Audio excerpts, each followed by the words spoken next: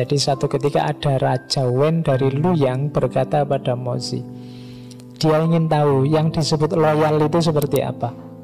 Seandainya ada seorang dicalonkan sebagai menteri, dia membungkuk saat aku izinkan dan bangun saat aku izinkan.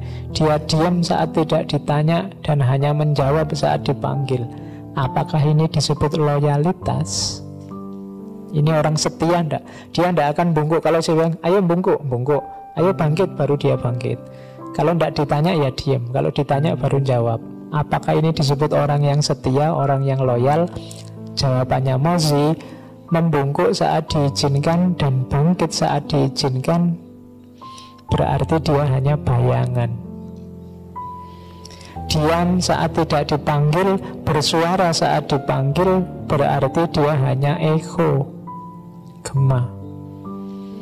Keuntungan apa yang kamu peroleh dari ego atau bayangan? Apa untungnya punya anak buah semacam itu? Ciri menteri yang loyal itu ini loh. Jadi ia melihat berarti ia waspada dan memperingatkan kalau atasannya salah. Cari orang yang mau mengingatkan. Kalian cari sahabat juga begitu. Cari sahabat yang mau mengingatkan. Berarti dia loyal.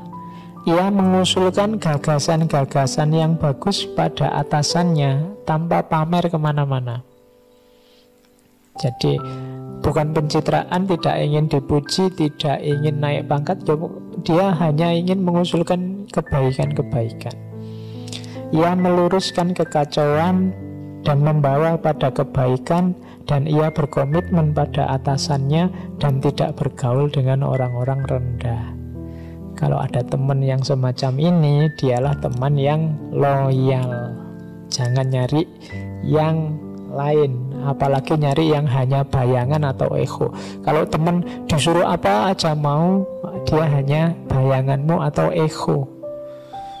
Kalau bayangan sama ego tidak terlalu manfaat. Mozi itu inginnya apa-apa membawa manfaat. Nah, masih ada cerita lagi. Ini cerita tentang seorang pengikutnya Mozi memuji seorang pangeran di masa lalu. Zaman dulu, zaman revolusi Pokung, ada pangeran namanya Pangeran Zulu. Pangeran ini tertawan, ditangkap, diancam. Kapak menempel di lehernya dan tombak di lambungnya.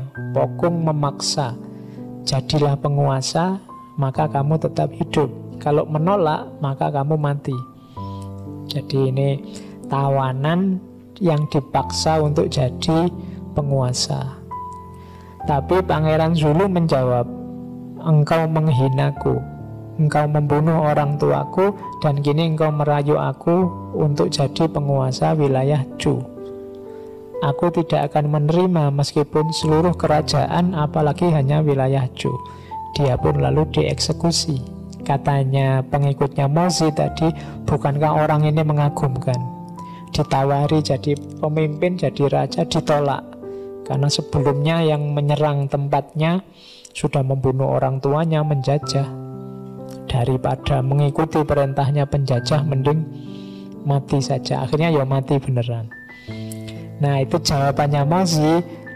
Itu kan muridnya Mozi ini muji-muji, Pangeran Zulu luar biasa dia. Lebih memilih mati daripada tunduk pada penjajah.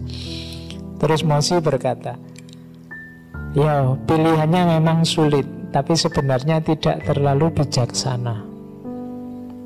Kalau dia merasa bahwa penguasa saat itu telah melenceng, bukankah seharusnya ia mengambil posisi dan menjalankan pemerintahan? Kalau ia merasa Pokung tidak benar, harusnya dia menerima jadi penguasa, menyingkirkan Pokung, lalu bahkan menaklukkan raja. Katanya Mozi, loh kurang bijaksana. Kalau dia cerdas, cerdik, bijaksana, ditawari jadi pemimpin, diterima saja. Nanti kalau sudah punya power, punya kekuatan, balas dendam.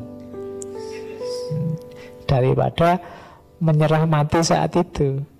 Tapi ya katanya Mozi, tidak apa-apa lah, pilihannya memang sulit, tapi yang semacam itu tidak bisa disebut terlalu bijaksana. itu masih kurang bijaksana. Yang ngalah sebentar, malu sebentar, tapi nanti bisa balas dendam. Nah, itu bahasanya Mozi begitu. Kalau dia cerdas, oke, jadi pemimpin, nanti dia kalau sudah bisa punya power, bisa membalas. Kita kan sering tertipu oleh tindakan-tindakan yang kita anggap patriotik.